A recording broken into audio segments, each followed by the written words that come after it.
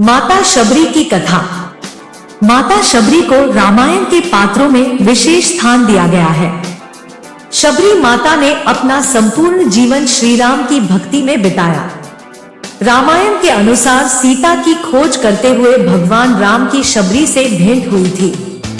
इसके लिए उन्होंने सालों तक मर्यादा पुरुषोत्तम राम की प्रतीक्षा की। रामायण के उस प्रसंग को तो सभी जानते हैं कि श्री राम ने शबरी के हाथों से बेर खाए थे। लेकिन क्या आप जानते हैं आखिर किसने शबरी माता को श्री राम की भक्ति का वरदान दिया था? क्यों सालों तक शबरी श्री राम की प्रतीक्षा करती रही? आइए जानते हैं इन सवालों के जवाब। कौन थी शबरी? पौराणिक कथा के अनुसार माता शबरी माता का असली नाम शमना था। ये भील समुदाय के शबर जाति से संबंध रखती थी। इसी कारण कालांतर में उनका नाम शबरी हुआ। शबरी के पिता भीलों के मुखिया थे। उन्होंने शबरी का विवाह भील कुमार से तय कर दिया। शादी से पहले कई भेड़त्रियों को बलि के लिए लाया गया, जिन्हें देखकर शबरी का मन विचलित हो उठा, क्योंकि उन्हें बेजुबान जानवरों से बेहद लगाव था। निर्दोष जानवरों की हत्या को रोकने के लिए शबरी विवाह से एक दिन पूर्व घर से भागकर जंगल चली गई और सभी जानवरों को बचा लिया। कौन थे शबरी के गुरु? शबरी गुरु। शबरी घर से भागकर दंडकारण्य वन में पहुंची और वहां मातन ऋषि की सेवा करने लगी।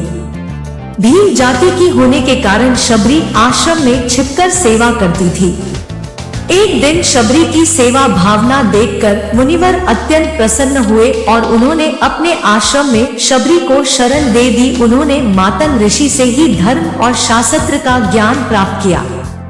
मातन ऋषि ने ही शबरी को श्री राम की भक्ति करने को कहा। शबरी ने सालों तक क्योंकि श्री राम की प्रतीक्षा। एक दिन जब ऋषि मातन को लगा कि उनका अंत समय निकट है, तो उन्होंने शबरी से कहा कि वे अपने आश्रम में ही प्रभु श्री राम की प्रतीक्षा करें। वे एक दिन अवश्य ही उनसे मिलने आएंगे और उसके बाद ही तुम्हें मोक्ष प्राप्त होगा।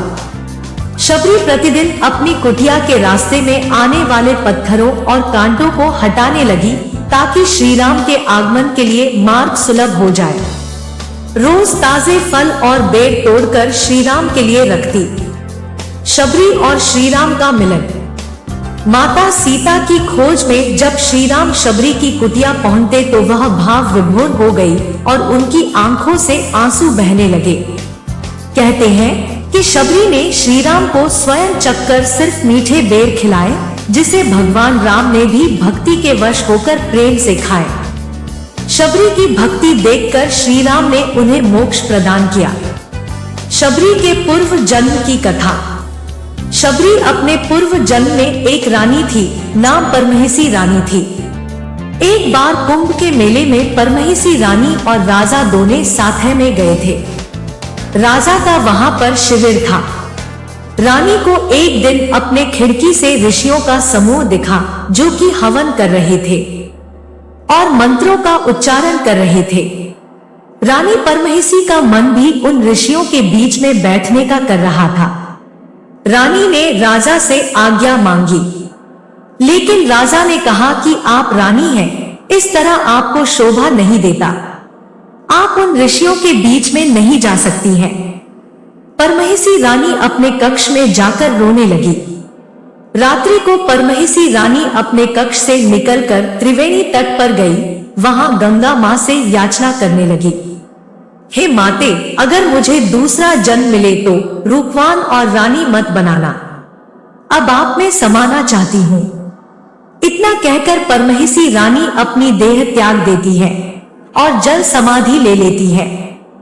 इसी कारण अगले जन्म में शबरी रूपवान नहीं थी, नहीं कोई राजघराने की। दोस्तों, वीडियो को लाइक करें, शेयर करें और चैनल को सब्सक्राइब अवश्य करें। धन्यवाद। जय श्री राम।